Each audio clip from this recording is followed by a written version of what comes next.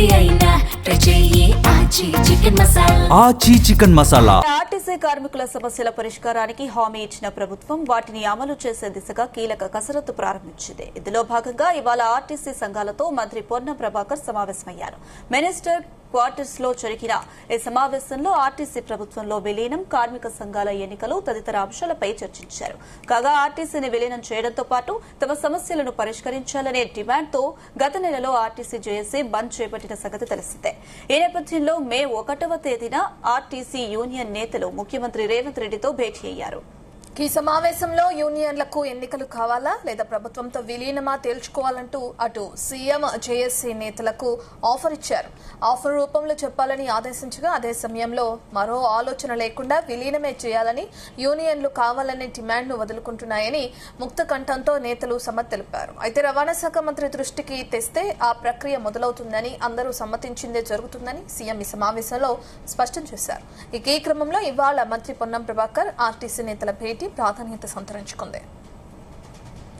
Right, ఇదే అంశానికి సంబంధించి మరిన్ని అప్డేట్స్ మా బ్యూరో చీఫ్ నరేందర్ అందిస్తారు. నరేందర్. రైట్ రత్న, అనుష, ఆర్టీసీ కార్మికుల సమస్యలు అనేవి చాలా కాలం నుంచి వాళ్ళు డిమాండ్ చేస్తూ వస్తున్నారు. ఇందులో ప్రధానంగా ఆర్టీసీ విలీనం అనే డిమాండ్ తోటి ఇటీవల పెద్ద ఎత్తున వాళ్ళు సమ్మెకు దిగినటువంటి పరిస్థితి కూడా మనం చూసాం. ఒక కార్మికుడు డ్రైవర్ చనిపోయినటువంటి ఆత్మహత్య చేసుకున్న నేపథ్యంలో ఒక్కసారిగా రాష్ట్ర వ్యాప్తంగా ఇది పెద్ద ఇష్యూగా మారింది. దీంతో ముఖ్యమంత్రి కూడా స్వయంగా వాళ్ళతో చర్చలు జరిపారు. బట్టి విక్రమార్కతో కమిటీ ఏర్పాటు చేశారు. ఐఏఎస్లతో కమిటీ ఏర్పాటు చేసి వాళ్లకు సాల్వ్ అయ్యే విధంగా, వాళ్ళ సమస్యలు పరిష్కరించే విధంగా ఒక మార్గాన్ని కనుక్కునేటువంటి ప్రయత్నం చేశారు. ఎట్టకేలకు వాళ్ళు సమ్మెను విరమించిన తర్వాత 3-4 రోజులు మాత్రమే వాళ్ళు సమ్మె చేశారు. దాని తర్వాత విరమించిన తర్వాత ముఖ్యమంత్రితో వాళ్ళ డిమాండ్లను షార్ట్అవుట్ చేసుకున్నటువంటి ప్రయత్నం చేశారు. అయితే ఇందులో ప్రధానంగా ఆర్టీసీ కార్మికులంతా దాదాపు 35 నుంచి 40 వేల వరకు ఉంటారు. కండక్టర్లు, డ్రైవర్లు, టెక్నీషియన్స్ అంతా వీళ్ళందరూ కూడా మొదటి నుంచి వాళ్ళు డిమాండ్ చేస్తున్నారు. పక్క రాష్ట్రం ఆంధ్రప్రదేశ్ లో ఆర్టీసీ విలీనమైనటువంటి నేపథ్యం ఉంది. తెలంగాణలో కూడా గత ప్రభుత్వం హామీ ఇచ్చి కొంత ముందుకు తీసుకొచ్చినటువంటి ప్రయత్నం మనం చూసాం. అయితే కాంగ్రెస్ పార్టీ మేము హామీ ఇవ్వలేదు, దాని తర్వాత ఆ క్రెడిట్ వాళ్ళకి ఎందుకు ఇవ్వాలనుకుని వివిధ రకాల రీజన్స్ చూసుకుంది. బట్ అంతిమంగా మాత్రం వాళ్ళు కొంత నాన్సే ప్రయత్నం చేశారు. కాంగ్రెస్ అధికారంలోకి వచ్చి 2.5 సంవత్సరాలు అయింది. అయితే ఎట్టకేలకు ఒత్తిడి చేసినటువంటి నేపథ్యంలో, ఆత్మహత్య కూడా జరిగినటువంటి నేపథ్యంలో వెంటనే ప్రభుత్వం స్పందించింది. ఇప్పుడు కాసేపటి క్రితమే మొన్న ఏదైతే గవర్నమెంట్ హామీ ఇచ్చినటువంటి డిమాండ్స్ ఏదైతే ఉన్నాయో వాటి మీద ఆర్టీసీ రవాణా శాఖ మంత్రిగా ఉన్నటువంటి పొన్నం ప్రభాకర్ తో భేటీ అయ్యారు. ముఖ్యమంత్రితో స్వయంగా భేటీ అయి ఇచ్చినటువంటి హామీలు ఏదైతే ఎప్పుడు ఫేజ్డ్ మేనర్ లో ఏవేవి ఫస్ట్ చేస్తారు, ఆర్టీసీ విలీనం అనేది ముందు ఎప్పుడు అవుతుంది, అదేవిధంగా విలీనం సమయంలో అదే సమయంలో ఆర్టీసీ సంఘాలకు సంబంధించినటువంటి యూనియన్లు సంఘాల ఎన్నికలు నిర్వహించాలా వద్దా, ఇట్లాంటి అన్ని అంశాల మీద కూడా ఈ రోజు మంత్రి భేటీలో పాల్గొన్నారు. దాదాపు అరగంట పైగా పొన్నం ప్రభాకర్ తో భేటీ అయిన తర్వాత ఒక కన్క్లూజన్కి వచ్చారు. ఇక్కడ ప్రధానమైనటువంటి డిమాండ్ ఏంది, ఆర్టీసీ మొత్తం కూడా ప్రభుత్వంలో విలీనం కావడం, అంటే అందరూ కూడా ప్రభుత్వ ఉద్యోగులుగా మారే అవకాశం ఉంటుంది. అంటే దీనికి మీరు సుముఖంగా ఉన్నారా, లేదంటే కార్మిక సంఘాలన్నీ ఎన్నికలకు ఇష్టంగా ఉన్నారా? ఇది క్లారిటీ ఇస్తే నేను ప్రభుత్వం దృష్టికి, ముఖ్యమంత్రి దృష్టికి ఫైనల్ గా తీసుకొచ్చి మీది వెంటనే పాజిటివ్ గా ముందుకెళ్లేందుకు అవకాశం ఉంటుందని కూడా పొన్నం ప్రభాకర్ వచ్చినటువంటి ఆర్టీసీ జేఏసీ సంబంధించినటువంటి వెంకన్నతో పాటు అన్ని సంఘాలకు సంబంధించినటువంటి వాళ్ళందరూ కూడా వారికి చెప్పడం జరిగింది. వాళ్ళు అంతిమంగా ఒక నిర్ణయం తీసుకున్నారు. మాకు యూనియన్లు, ఈ రాజకీయాలు వీటితో మాకు పని లేదు, మాకు అందరూ కూడా ప్రభుత్వ ఉద్యోగస్తులుగా మమ్మల్ని గుర్తించండి, విలీనం చేయండి, ప్రభుత్వంలో ఆర్టీసీ మొత్తం కూడా గంపగుత్తగా విలీనం చేయండి అన్నటువంటి దానికి వాళ్ళు చూపినట్టుగా కూడా మనకు తెలుస్తుంది. అదే విషయాన్ని బయటకు వచ్చిన తర్వాత కూడా జేఏసీ నేతలు మీడియాతో కూడా షేర్ చేసుకున్నటువంటి పరిస్థితి కూడా ఉంది. కనుక ఖచ్చితంగా ఈ మే 1వ తేదీన ఆర్టీసీ యూనియన్ నేతలు ముఖ్యమంత్రి రేవంత్ రెడ్డితో భేటీ అయినట్టు చర్చలు కానీ, బట్టి విక్రమార్కతో ఐఏఎస్ తో ఏడ్చినటువంటి చర్చలు కావచ్చు, ఇవన్నీ కూడా వీళ్ళ డిమాండ్ దాదాపు మనం చూసాం. అత్యధికంగా డిమాండ్లు చాలా ఉన్నప్పటికీ కూడా ఒక 30-32 డిమాండ్లు మాత్రం వీళ్ళు ఉన్నాయి. ఇందులో ఆర్టీసీ విలీనం అనేది ప్రధానంగా ఉంది. యూనియన్ గుర్తించడం, వాటిని ఎన్నికలు జరపడం, అదేవిధంగా మహిళలకు ప్రొటెక్షన్ కల్పించాలి, 12 గంటల పని దినాలు ఏదైతే అవి తగ్గించాలి, 8 hours గా చేయాలి, వాళ్ళ పగటిపూట మాత్రమే మహిళల్ని, కండక్టర్ని వీళ్ళ డ్యూటీలో ఉంచాలి. అదే సమయంలో మాత్రం పూర్తిగా అవి ప్రైవేట్ ఆధీనంలో కాకుండా ఆర్టీసీ ఆధీనంలోనే కొనసాగాలి. అదంతా కూడా కొనిస్తే మేమే నడుపుకుంటామని కూడా వాళ్ళు చెప్పినటువంటి డిమాండ్లు, హెల్త్ ఇన్సూరెన్స్ కానీ, అదే వాళ్ళకి రావాల్సినటువంటి డ్రెస్ కు సంబంధించినవి కానీ, ఇట్లా టీఏలు ముఖ్యంగా టీఏడిఎల్కి సంబంధించి, టీఆర్సీకి సంబంధించినట్టు కూడా పెండింగ్ లో ఉంది, డిఎల్ 2 పెండింగ్ లో ఉన్నాయి. కనుక వీటన్నిటిని కూడా వెంటనే అమలు చేయాలి అనేటువంటి డిమాండ్ తో వాళ్ళు గత ప్రభుత్వంలో బీఆర్ఎస్ లో కూడా దాదాపు 50,000 పైగా సమ్మె చేసినటువంటి ఉదాహరణ మనం చూసాం. అప్పుడు కూడా కొద్దిమంది చనిపోయారు. అప్పుడు డిమాండ్ నేపథ్యంలోనే ఆర్టీసీ విలీనానికి ఆనాడు బీఆర్ఎస్ ప్రభుత్వం కొంత ముందుకెళ్లినటువంటి పరిస్థితి. అంతిమంగా ఈ రోజు ముఖ్యమంత్రి స్వయంగా చేస్తానని హామీ ఇచ్చినటువంటి నేపథ్యంలో ఇప్పుడు ప్రభుత్వం ఆ దిశగా అడుగులు వేస్తోంది. పొన్నం ప్రభాకర్ తో ఈ రోజు భేటీ అనేది ప్రాధాన్యత సంతరించుకుంది. బట్ ఈ క్రమంలో ఇవాళ పొన్నం ప్రభాకర్ తో జరిపిన చర్చలు ఏదైతే ఉందో అవి పాజిటివ్ గా వచ్చినటువంటి నేపథ్యంగా మనం చూడాలి.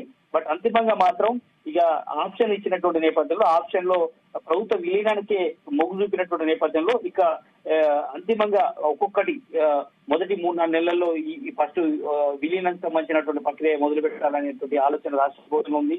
తర్వాత డిఏలు వాళ్ళకు ఎవరైతే మొదటి నుంచి కూడా రిటైర్ అయిన వాళ్ళకు పెన్షన్స్ కానీ అదే సమయంలో వాళ్ళకి రావాల్సిన బెనిఫిట్స్ కానీ ఇవన్నీ కూడా అందడంలో కొంత ఆలస్యమైంది. అవి కూడా వెంటనే మీకు ఇస్తామని కూడా మాట ఇచ్చినట్టుగా తెలుస్తుంది. బట్ అంతిమంగా మాత్రం ఆర్టీసీ యూనియన్లు మొదటి నుంచి డిమాండ్ చేస్తున్నటువంటిది ఆర్టీసీ మొత్తం కూడా ప్రభుత్వంలో విలీనం చేయాలన్న డిమాండ్కి అయితే వాళ్ళు ఒప్పుకున్నారు. మొత్తం ఉత్తరాఖండతో 35,000 మంది ఉన్నటువంటి ఉద్యోగస్తులతో ఒప్పుకున్నటువంటి నేపథ్యంలో దీన్ని దృష్టిలో పెట్టుకుని ఇక ప్రభుత్వం యాక్షన్ ప్లాన్ సిద్ధమయ్యే అవకాశం కనిపిస్తుంది.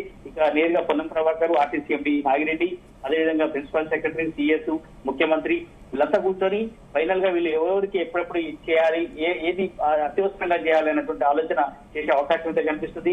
ఐఏఎస్లతో వేసినటువంటి కమిటీ కూడా రిపోర్ట్ త్వరగానే ఇచ్చే అవకాశం ఉంటుంది. ఆ రిపోర్ట్ ను బట్టి ముఖ్యమంత్రి కూడా నిర్ణయం తీసుకునే అవకాశం అయితే కనిపిస్తోంది. నరేందర్, అయితే ఈ మీటింగ్ కి సంబంధించి కూడా ఆర్టీసీ కార్మికులు చాలా వరకు వారి డిమాండ్స్ ని వినిపించడం జరిగింది. అంటే ఈ డిమాండ్స్ లో ఎన్ని డిమాండ్స్ కి సానుకూలత లభించే అవకాశాలు కనిపిస్తున్నాయి? ఈ ప్రభుత్వం నుంచి ఎన్ని డిమాండ్స్ కి వాళ్ళు ఓకే చెప్పినట్టుగా తెలుస్తుంది? అదే ఇంతకుముందు మనం చెప్పినట్టుగానే 32 డిమాండ్లు వీళ్ళు ప్రధానంగా ఉన్నాయి. 32లో ఆ రోజు 3-4 రోజులు ఏదైతే సమ్మె నిర్వహించారో రాష్ట్ర వ్యాప్తంగా సమ్మె నిర్వహించి బస్సులు ఒక్కడు కూడా కలనీయకుండా తీసినటువంటి పరిస్థితి మనం చూసాం. బస్సులు కనీసం 10% కూడా తిరగలేదు. జనాలు మొత్తం కూడా ఇబ్బంది పడ్డారు. రాష్ట్ర వ్యాప్తంగా కూడా ఆర్టీసీతో ముడిపడినటువంటి ఈ ప్రజా సంబంధాలు ఏదైతే ఉంటాయో ఎక్కడికక్కడ ఆగిపోయిన నేపథ్యంలో రాష్ట్ర ప్రభుత్వం కూడా దిగొచ్చింది. ఒక ప్రాణం పోయిన నేపథ్యంలో దాన్ని తిరిగేలేని పరిస్థితిలో ఉన్నందున మీ డిమాండ్లని చేయబోతున్నాం ప్రారంభం చేశారు. అర్ధరాత్రి 1 గంట వరకు కూడా ఆ రోజు సచివాలయంలో మనం కూడా చూసాం. అక్కడ అందరు కూడా మాట్లాడించే ప్రయత్నం చేశాం. బట్ అందరు కూడా ఒకటే చేశారు, ఏదైతే ఆత్మహత్యకు దిగొచ్చింది రాష్ట్ర ప్రభుత్వం, ఈ డిమాండ్లన్నీ 32 డిమాండ్లన్నీ కూడా ఒప్పుకుంది కనుక అవన్నీ కూడా త్వరగా నిర్వహించాలని కూడా ఆ రోజు చెప్పడం జరిగింది. అప్పటి నుంచి దాదాపు ఈ 15 రోజుల నుంచి కూడా యూనియన్ లీడర్లు అటు రవాణా శాఖ మంత్రి కలుస్తున్నారు, బట్టి విక్రమార్కని కలుస్తున్నారు, ఆర్థిక శాఖ మంత్రి, ముఖ్యమంత్రి కూడా మొన్న కలిసినటువంటి పరిస్థితి కూడా మనం చూసాం ఎంసీహెచ్ఆర్డీలో. అంతిమంగా ఈ 32 డిమాండ్లో ప్రభుత్వ విలీనం అనేది ప్రధానమైనటువంటి డిమాండ్. ఇది ఒప్పుకుంది. ఇప్పుడు ఈ రోజు ఆ నిర్ణయం కూడా క్లారిటీ వచ్చింది. ఇక మిగతా యూనియన్లది ఎలక్షన్స్ ఉండాలా వద్దా దాని మీద కూడా ఉంది. అందుకని అది ఉంటే ఇది ఉండదు, ఇది ఉంటే అది ఉండదు. అంటే ఈ రెండింటి మీద ఫస్ట్ క్లారిటీ తెలుసుకోమని ఆర్టీసీ కార్మిక సంఘాలను అడిగారు. కనుక ఇక నుంచి ఇది ఒప్పుకున్నారు కాబట్టి ఇక ఆర్టీసీలో ఎన్నికలు అనేది ఉండవు అనేది ఉంది. ఎందుకంటే ఆర్టీసీలో ఎన్నికలు ఉండడం వల్ల ఎవరి గుంపు వాళ్ళు ఉంటుంది, మళ్ళీ గొడవలు స్టార్ట్ అయ్యే అవకాశం ఉంటుంది. ఒక్కొక్కరు మళ్ళీ రోడ్డు మీదకి వచ్చి నిరసన చేసే అవకాశం ఉంటుంది. ఇతర సమస్య కూడా మళ్ళీ ఇబ్బంది పెట్టే అవకాశం ఉంటుంది ప్రభుత్వాన్ని దృష్టిలో పెట్టుకుని. కనుక ఇక నుంచి ఆ యూనియన్ ఎన్నికలు ఇట్లాంటివి ఉండే అవకాశాలు ఉండవు. బట్ ఇక మిగతా డిమాండ్లు ఏదైతున్నాయో పిఆర్సీ రావడం కానీ, డిఏలు ఇచ్చేలా కానీ ఇవన్నీ కూడా త్వరలోనే ఇవ్వాలనేది ఆర్థిక శాఖ మంత్రి బట్టి విక్రమార్క కూడా అనుకున్నారు. వచ్చేటువంటి 6 నెలల్లో ఫైనాన్స్ కి సంబంధించినటువంటి ఇష్యూస్ అయితే ముందుగా సెటిల్ చేయాలన్నటువంటి ఆలోచన చేస్తున్నారు. మిగతా అన్ని కూడా ఒక్కొక్కటి ఒక ఆర్టీసీ విలీనం అయితే కొంత లేట్ అయ్యే అవకాశం అయితే చాలా స్పష్టంగా కనిపిస్తుంది. ఎందుకంటే టెక్నికల్ ఇష్యూస్ ఉంటాయి. అదేవిధంగా ఆంధ్రప్రదేశ్ ఫార్ములాను కూడా స్టడీ చేయాల్సి ఉంటుంది. ఐఏఎస్ ల కమిటీ రిపోర్ట్ కూడా రావాల్సి ఉంటుంది. వీటన్ని దృష్టిలో పెట్టుకుని వచ్చేటువంటి 6 నెలల్లో మరి పూర్తి చేయాలని అనుకుంటున్నారు. బట్ అంతిమంగా మాత్రం కాంగ్రెస్ ప్రభుత్వం భావిస్తోంది ఎలక్షన్స్ ఇంకా 2.5 సంవత్సరాలు ఉన్నాయి. ఈ 2.5 సంవత్సరాల లోపే వచ్చే 1.5 year లోనే ఈ మొత్తం ఆర్టీసీ విలీన ప్రక్రియను పూర్తి చేసి ఎలక్షన్ కి వెళ్లే అవకాశం కనిపిస్తుంది. ఇప్పటికిప్పుడు ఇది పూర్తి చేసే అవకాశం కాదు. ఎందుకంటే కొన్ని సమస్యలు ఉంటాయి, చాలా రకాలైనటువంటి ఇక్కడ ఆర్టీసీ ఆస్తులు ఉన్నాయి, ఆర్టీసీ బస్సులు ఉన్నాయి, కొనుగోలు చేసినటువంటి వ్యవహారాలు ఉంటాయి. అన్నింటినీ దృష్టిలో పెట్టుకుని ప్రభుత్వం ఒక నిర్ణయానికి వస్తుంది. మిగతాయి మాత్రం కార్మికులకు నేరుగా ఉపయోగపడే పనులు మాత్రం వెంటనే చేసే అవకాశం ఉంది.